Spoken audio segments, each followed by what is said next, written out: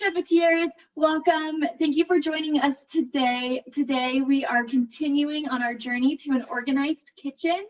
Last time we talked about storage up high and above the fridge and other appliances. Now we're going to talk about storage down low and especially below the sink. So our icebreaker question today, if you could give your younger self only one piece of advice, what would that one piece of advice be? It's okay to let loose every once in a while. Fun. I love that. Yeah, not be so serious all the time. Yes. So whenever we talk about what to store under the sink, what objects should we think about placing underneath? Well, you see, I'm here in front of my sink. The biggest thing is to have what you use to wash your dishes and in the dishwasher right up front. The other thing would be cleaning supplies. So this holds cleaning supplies, and then my brother's bought me a new stove, and it's got a fancy top, and this is the special cleaner and sponge to use. And then this is I like to use something that's not abrasive inside the sink. And then whatever you like, if you're a sponge person, that can go in there. And then I have the regular sponges. And so then those things I put to the right.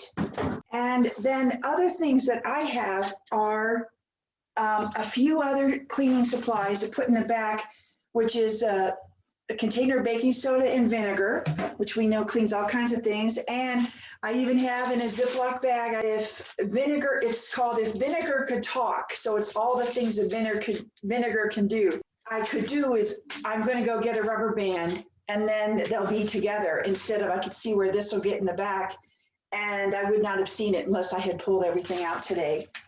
And then the last thing I have in mine is I have baby shampoo because I have a CPAP that I wear at night, and I was told to wash it in baby shampoo. So since I wash it in a sink, I went ahead and I have that to the left. So the bottom line with under the sink are things that you're going to use in the kitchen for cleaning. Those are usually the things. I know some people will have a container with maybe their flashlight and some duct tape. So that would be another cool thing to have in the kitchen so you wouldn't have to go looking around for it. And if you have little ones at home, like children, young children, or pets, what are some ideas you have to safeguard those cleaning supplies so that your little ones don't accidentally get into them and maybe hurt themselves? Yes, it would be, if you're going to keep those things here, this would be a baby-proof door, and you'd need to make sure it truly was, because we even have pets that are quite inventive, and they've got all day to figure out how to get into a locked cabinet. And then another option is to actually put all those things up. So where you would normally have dishes, you would actually put all those things there. Or if you don't use them very often, again, you can have a box out in the garage, up away where it wouldn't be very exciting for kids to explore. It's just not worth the risk. You never know when they're going to have a leap in their abilities. And the worst thing is to come upon a child having broken into something and might be eating something that's going to make them sick. So we're always thinking ahead of where they're actually at in age, because you never know when they're going to make that next leap in function. And you're like, oh my goodness. So sometimes these cabinets can be pretty deep, and you want to maximize your space, but you might hurt yourself reaching all the way to the back, or it's just cumbersome to do. So do you have any ideas for how we can use that really deep space, yet still access all those items safely? Yes, you know that I'm a big fan of trays. I don't have a tray in here right now, but this cutting board, that's another thing, an old cutting board. And maybe you bought new one that you like that matches your kitchen, and you don't want to get rid of the other one, but you could service it as a tray so that you put things on the back, push that back, and then what's great, you've got this built-in handle to pull it forward, and then you don't have to injure yourself reaching back there. Or what I had demonstrated one time is that grabber that's like 4 feet long. Those are really terrific. But anywhere you can be kind to your body, we want that happening. So with storing things underneath the sink, we hope that it never happens, but at some point you very well may have a lot of water spilling out of your pipes, or you know, a seal could have gone bad and so it could be dripping down. So your objects might get wet. So what are some ideas for how to kind of protect your things so that if the water does spill all over, you don't have to toss everything? Maybe you can keep using some of them. Yes. Well, having so many things be in plastic containers is helpful. I had an instance, I used to put extra paper towels down here, but I had a leak. And even through the plastic of around the paper towel, the water just, you know, and then so there's like wet paper towels.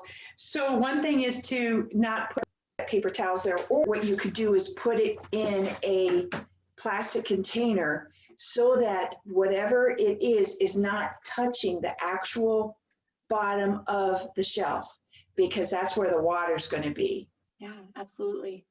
And I have something that I've done under my sink that I want to show. So under my sink, I have 2 mats here.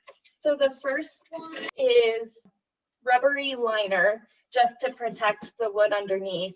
And the second one is this thick silicone, and it has holes in it. So if there is a puddle of water here, even though this vinegar would be okay sitting in the water, it's still up above, so the water can go in the holes of this mat, and my items won't be sitting in water.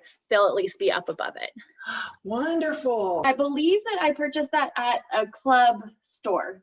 I think you can also probably find them in auto stores as a type of car mat, maybe. Car mat, yes, okay. And then I'm sure you could find it online too. Terrific. So I would encourage anybody who's going to put things under there, you know how I love using things. So you can take a gallon milk jug and just cut the top of it off. And now you've got a container like this that you can put some things that you would want to get wet. And then notice where the pipes are.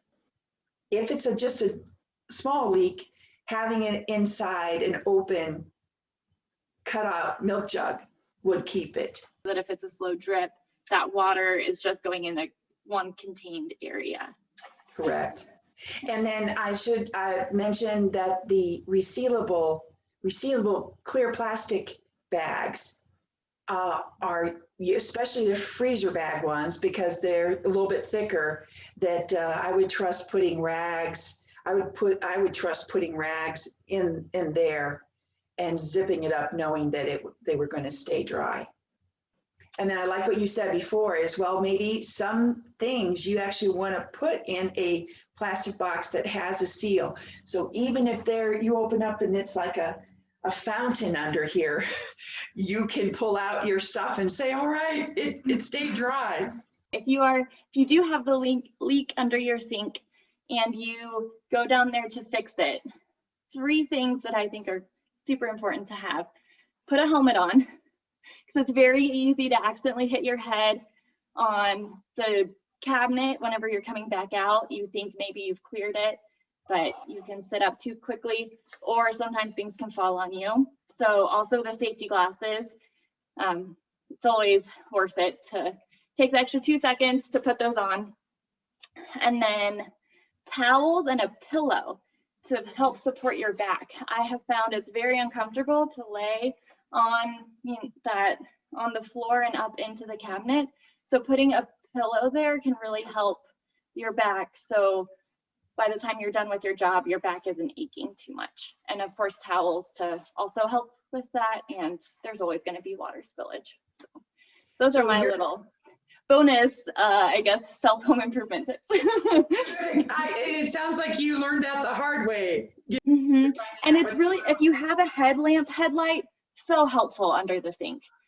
Yes, looking at the door here, I know that there are some fun kind of attachments you can hang, nail or hang in here for sponges and rags and whatever. And that is something that I have not taken advantage of, but I wanted to mention that's also space. And the biggest thing is then you just realize when you close, where does your front line begin? You may have to move them back a little bit, but how fun to be able to be at your sink and just open up and get what you need without having to reach any further than like right here. Mm-hmm. And if it's a bunch of small items, you can keep them easily accessible in a basket right up there. And you don't have to like reach all the way down to a container deeper inside. And we all know what a fan I am of baskets. Yes. So now moving on from underneath the sink, let's talk quickly about what are some items we can store underneath the oven. So I know some people's ovens come with a pull-out drawer already, and other people have cabinets underneath. But what are some good items to keep under the stove? Well, I think good items are things like your tins and your trays. Many people don't mind bending down there and having some of their not often used pots and pans. And those are the main things. Now, it used to be we worried about the bottom getting warm, but now with insulation, usually there's not any concern about the bottom drawer being warm. Because it's so safe, some moms will have some of their kids' cereal and snacks down there so that the kids can easily get to the food. Okay. The only other thing I can think of is if you live in a place where you like to barbecue, but you don't have room, or you just got a new barbecue set, right? And you don't want to really put it in the carport or the garage, that under the stove would be one place to put it. So you'd be like, oh yeah, I got those. I want to use those when the weather gets good enough. That's a great idea. Yeah, putting the grilling stuff right underneath the oven there. Yeah. Well, thank you so much for your time today. I love getting to talk about all these kitchen organizing topics. And chefeteers, if you are interested in more organizing tips, we have, I think, 12 or 13 videos now. So you can find those on the Chef It blog. Just follow the link on the website. And along with our kitchen organization, we have chef's tips videos, a discussion about intuitive eating, and a fun segment called Chatter and Dish, where we talk to other chefs and we ask some burning culinary questions that you may have and hear their answers. Along with that blog, of course, we would love to have you part of our Chef It's Table community, or if you are in the Denver area, we'd love to start delivering your groceries.